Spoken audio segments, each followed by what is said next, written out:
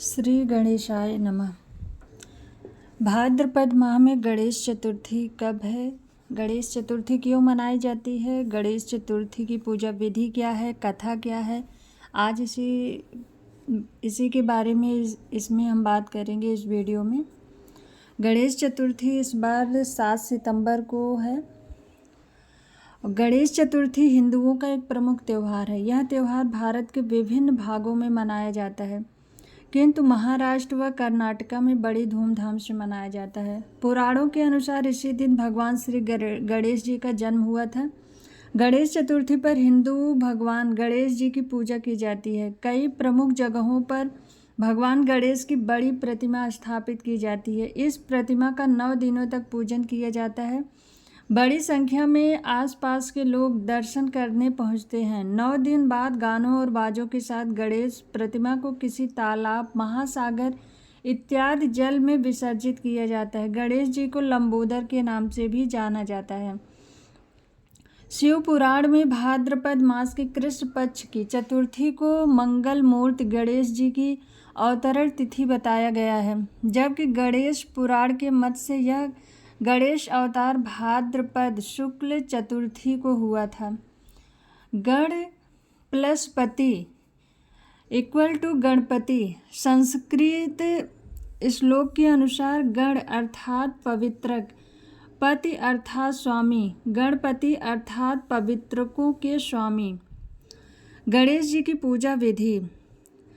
गणेश चतुर्थी की पूजा विधि बहुत ही सरल और प्रभावी है। सबसे पहले भगवान गणेश की मूर्ति के सामने दीपक जलाएं और उन्हें पुष्प और फल अर्पित करें। इसके बाद गणेश मंत्रों का उच्चारण करें और गणेश चालीसा का पाठ करें। पूजा के अंत में गणेश जी की आरती उतारें और प्रसाद का वितरण करें। गणेश जी को प्रसन्न करने के लिए उन्हें मोदक, लड्डू और दूर्वा घास आदि अर्पित करना चाहिए। गणेश का अर्थ होता है गणों का ईश और आदि का अर्थ होता है सबसे पुराना, यानी कि सनातनी। शिव पुराण के अंतर्गत रुद्र संहिता के 4th खंड में यह वर्णन है कि माता पार्वती ने स्नान करने से पूर्व अपने मैल से एक बालक को उत्पन्न करके उसे अपना द्वारपाल बना दिया था। शिव जी ने जब प्रवेश करना चाहा तब बालक ने उन्हें रोक दिया। इस पर शिवगणों ने बालक से भयंकर युद्ध किया, परंतु संग्राम में उसे कोई पराजित नहीं कर सका। अंततोगत्वा भगवान शंकर ने क्रोधित होकर के अपने त्रिशूल से उस बालक का सिर काट दिया। इससे भगवती शिवा क्रुद्ध हो उठी। उन्होंने प्रलय करने की ठान ली। भयभीत देवताओं ने देवर्षि नारद की सलाह पर जगदम्बा की स्तुति करके उन्हें शांत किया। शिव जी के निर्देश पर विष्णु जी उत्तर दिशा में सबसे पहले मिले जीव हाथी का सिर काट कर ले आए। मृत्युंजय रुद्र ने गण के उस मस्तक को बालक के धड़ पर रखकर उसे पुनर्जीवित कर दिया। माता पार्वती ने हर्षातिरेक से उस गज मुख बालक को अपने हृदय से लगा लिया और देवताओं ने अग्रणी होने का आशीर्वाद दिया। ब्रह्मा, विष्णु, महेश ने उस बालक को सर्वाध्यक्ष घोषित करके अग्र पूज्य होने का वरदान दिया। भगवान शंकर ने बालक से कहा, गिरिजानंदन, विघ्न नाश करने में तेरा नाम सर्वोपरि होगा। तू सबका पूज्य बनकर मेरे समस्त गणों का अध्यक्ष होगा। गणेश्वर तो भाद्रपद मास के कृष्ण पक्ष की चतुर्थी को चंद्रमा के उदित होने पर उत्पन्न हुआ है। इस तिथि में व्रत करने वाले के सभी विघ्नों का नाश हो जाएगा और उसे सब सिद्धियां प्राप्त होगी। कृष्ण पक्ष की चतुर्थी की रात्रि में चंद्रोदय के समय गणेश तुम्हारी पूजा करने के पश्चात व्रती चंद्रमा को अर्घ्य देकर ब्राह्मण को मिष्ठान खिलाएंगे। तदुपरांत स्वयं भी मीठा भोजन करेंगे। वर्ष पर्यंत श्री गणेश चतुर्थी का व्रत करने वाले की मनोकामना अवश्य पूर्ण होगी। गणेश चतुर्थी की दूसरी व्रत कथा। एक बार महादेव जी पार्वती सहित नर्मदा के तट पर गए। वहां एक सुंदर स्थान पर पार्वती जी ने महादेव जी के साथ चौपड़ खेलने की इच्छा व्यक्त की। तब शिव जी ने कहा, हमारी हार जीत का साक्षी कौन होगा? पार्वती ने तत्काल वहां की घास के तिनके बटोर कर एक पुतला बनाया और उसमें प्राण प्रतिष्ठा करके उसे कहा, बेटा, हम चौपड़ खेलना चाहते हैं, किंतु यहाँ हार जीत का साक्षी कोई नहीं है, अतः खेल के अंत में तुम हमारी हार जीत के साक्षी होकर बताना कि हम में से जीता कौन, कौन हारा। खेल आरंभ हुआ। दय योग से तीनों बार पार्वती ही जीती। जब अंत में बालक से हार जीत का निर्णय कराया गया तो उसने महादेव जी को विजयी बताया। परिणाम स्वरूप पार्वती जी ने क्रुद्ध होकर उसे एक पांव से लंगड़ा होने तथा वहां के कीचड़ में पड़ा रहकर दुख भोगने का श्राप दे दिया। बालक ने विनम्रता पूर्वक कहा, मां, मुझसे अज्ञानवश ऐसा हो गया है। मैंने किसी कुटिलता या द्वेष के कारण ऐसा नहीं किया है। मुझे क्षमा करें तथा श्राप से मुक्ति का उपाय बताएं। तब ममता रूपी माँ को उस पर दया आ गई और वे बोले, यहाँ नाग कन्याएं गणेश पूजन करने आएंगी। उनके उपदेश से तुम गणेश व्रत करके मुझे प्राप्त करोगे। इतना कहकर वे कैलाश पर्वत चली गईं। 1 वर्ष बाद जब श्रावण में नाग कन्याएं गणेश पूजन के लिए आईं, नाग कन्याओं ने गणेश व्रत करके उस बालक को भी व्रत की विधि बताई। तत्पश्चात बालक ने 12 दिन तक श्री गणेश जी का व्रत किया।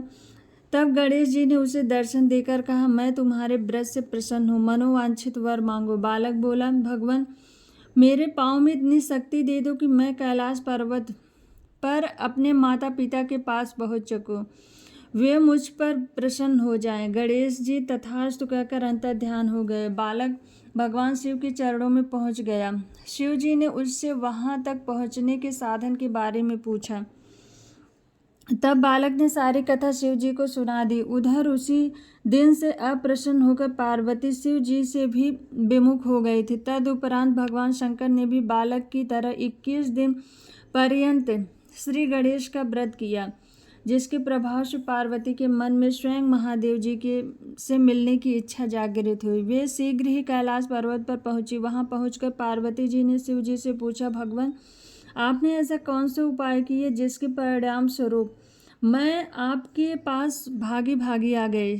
शिव जी ने गणेश व्रत का इतिहास उनसे कह दिया। तब पार्वती जी ने अपने पुत्र कार्तिकेय से मिलने की इच्छा से 21 दिन पर्यंत 21 की संख्या में दूर्वा पुष्प तथा लड्डुओं से गणेश जी का पूजन किया।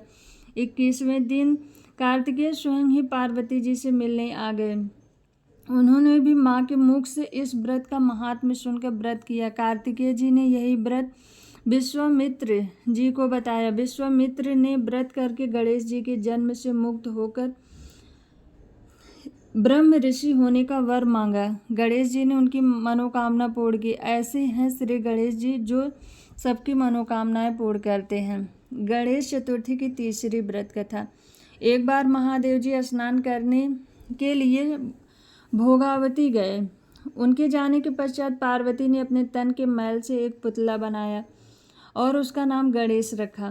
पार्वती ने उससे कहा, हे पुत्र, तुम एक मुग्दल लेकर द्वार पर बैठ जाओ। मैं भीतर जाकर स्नान कर रही हूँ। जब तक मैं स्नान न कर लूँ तब तक तुम किसी भी पुरुष को भीतर मत आने देना। भोगावती में स्नान करने के बाद जब भगवान शिव आए तो गणेश जी ने उन्हें द्वार पर रोक लिया। इससे शिव जी ने अपना अपमान समझा और क्रोधित होकर उनका सिर धड़ से अलग करके भीतर चले गए। पार्वती ने उन्हें नाराज देखकर समझा कि भोजन में विलंब होने के कारण महादेव जी नाराज हैं। इसलिए उन्होंने तत्काल 2 थालियों में भोजन परोसकर शिव जी को बुलाया। तब दूसरा थाल देखकर तनिक आश्चर्यचकित होकर शिव जी ने पूछा, यह दूसरा थाल किसके लिए है? पार्वती जी बोली, पुत्र गणेश के लिए है, जो बाहर द्वार पर पहरा दे रहा है। यह सुनकर शिव जी और अधिक आश्चर्यचकित हो गए। तुम्हारा पुत्र पहरा दे रहा है? हाँ नाथ, क्या आपने उसे देखा नहीं? देखा तो था, किंतु मैंने तो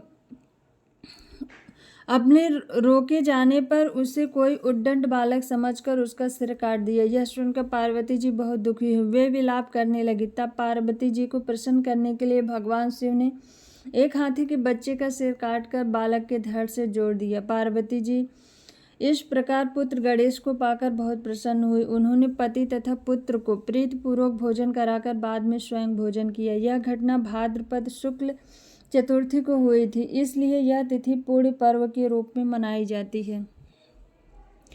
भाद्रपद कृष्ण चतुर्थी से प्रारंभ करके प्रत्येक मास के कृष्ण पक्ष की चंद्रोदय व्यापिनी चतुर्थी के दिन व्रत करने पर विघ्नेश्वर गणेश प्रसन्न होकर समस्त विघ्न और संकट दूर कर देते हैं।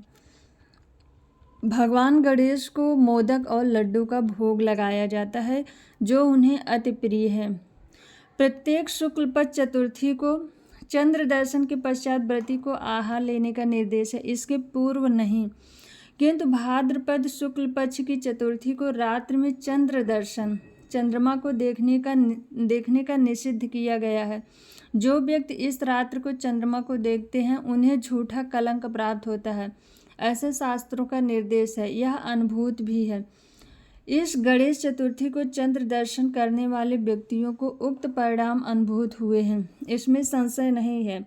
यदि जाने अनजाने में चंद्रमा दिख भी जाए तो निम्न मंत्र का पाठ अवश्य करना चाहिए। सिंह प्रसेनम अवधीत सिंहो जाम्बवता हता सुकुमारक माँ रोदि स्तवत होश स्वमंतकः। ये मंत्र करने से आपके ऊपर जो कलंक लगा है उसका नाश हो जाता है। बोलो गणपति भगवान की जय।